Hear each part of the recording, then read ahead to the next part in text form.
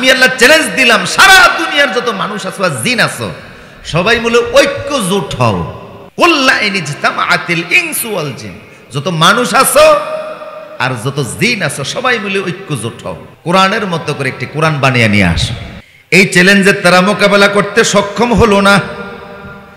এরপর আল্লাহ সুবহানাহু ওয়া তাআলা তাদেরকে 2 নম্বর দ্বিতীয় চ্যালেঞ্জ দিলেন। এইবার চ্যালেঞ্জটাকে ছোট করে দিলাম, কোরআনের 114 সূরার দরকার নাই, 10টা সূরার মতো করে একটা সূরা বানিয়ে নিয়ে আসো।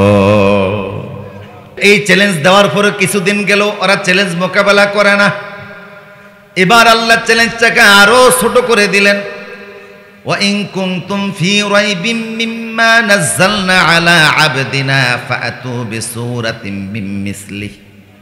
আল্লাহ পাক বললেন 30 পারা কোরআন নয়, 10 পারা নয়, এই কোরআনের ছোট্ট একটা সূরার মতো করে একটা সূরা বানিয়ে নিয়ে আসো। আল্লাহু আকবার বলেন। ওয়াদউ শুহাদাকুম মিন দুনিল্লাহ, আমি আল্লাহ ছাড়া পৃথিবীতে যত সাহায্য নেওয়ার দরকার, মক্কার লোকদের নাও, সিরিয়ার নাও, ইরাকের নাও, ইরানের নাও, পারস্যের নাও, আরব উপদ্বীপে যত মানুষ আছে সবাই নাও, সবার সহযোগিতা নিয়ে একটা সূরার মতো করে সূরা বানাও। কয়টা সূরা? এটাও তারা পারল না, ব্যর্থ হলো। সামনে চলে আসলো তাদের ওকাজ মেলা। ওকাজ মেলা হলো মক্কার লোকদের জাতীয় মেলা। সারা বছর কবিরা কবিতা লিখত, যেই কবিতাগুলি নির্বাচিত বিচারকদের বিচারে শ্রেষ্ঠ হতো সেগুলিকে তারা কাবার দেওয়ালে ঝুলিয়ে দিত, আর সেরা কবিদেরকে, বর্ষসেরা কবিদেরকে পুরস্কার দিত। নির্বাচিত কবিতাগুলি কাবার দেওয়ালে ঝুলিয়ে দেওয়া হলো। রাসূল সাল্লাল্লাহু আলাইহি সাল্লাম হযরত আলীকে বললেন, আলী রে, আল্লাহ আমারে নির্দেশ দিয়েছে তোমারে বলতাম তুমি যেন বর্ষসেরা কবিরা যেমন কবিতা লিখে কাবার দেওয়ালে ঝুলিয়ে দিয়েছে, সেরা কবিতাগুলি ঝুলিয়েছে, বর্ষসেরা কবিরা সেরা কবি হওয়ার উপাধি পেয়েছে। আল্লাহ বলছে তুমি নিজে সূরা কাউসারটা লিখে কাবার দেওয়ালে ঝুলিয়ে দাও। কোন সূরা? পড়ান আমার সাথে। ইন্না আ'তাইনাকাল কাউসার ফাসাল্লি লিরাব্বিকা ওয়ানহার ইন্না শানিআকা হুয়াল।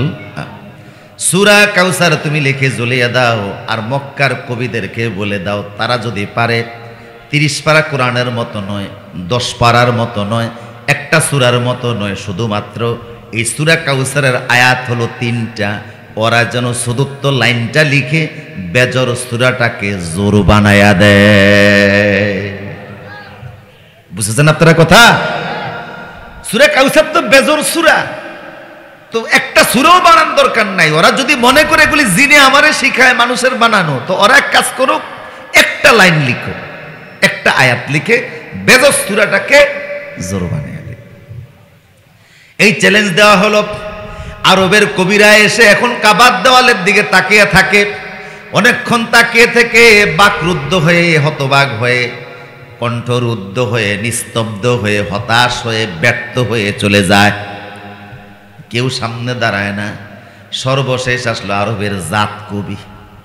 জাত কবি, স্বভাব কবি যারা, ওলীদ ইবনে মুগীরা, সে জাত কবি ছিল।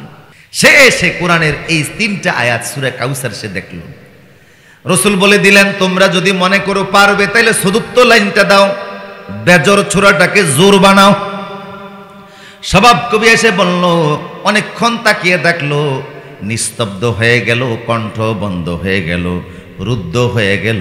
শেষ পর্যন্ত সে লিখে দিয়ে গেল, লাইসা হাজা কালামুল বাশার, এটা কোনো মানুষের কথা হতে পারে না, এটা আল্লাহর কালাম। আল্লাহু আকবার বলেন।